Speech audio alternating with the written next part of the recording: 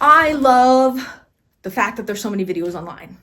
What I think is challenging for somebody who's learning for themselves is they don't know what they don't know. So they don't know that a video is teaching it in one direction and there may be another 1 or 3 directions to do it in, right? Like your pinwheel, for example, this is, show you back here, clockwise. This is counterclockwise.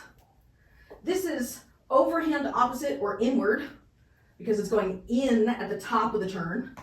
And then this is underhand opposite or outward. That's the same pattern, right? You're doing a front to back reel at the head, but it's 4 different directions. If nobody tells you, how do you know? Practice into your weakness, perform from your strength. So do what you love when you're performing. Like I heard you say, well, this is my go-to move. There's nothing wrong with having a go-to move. We all have go-to moves. The goal over time is just to increase the number of go-to moves that you have.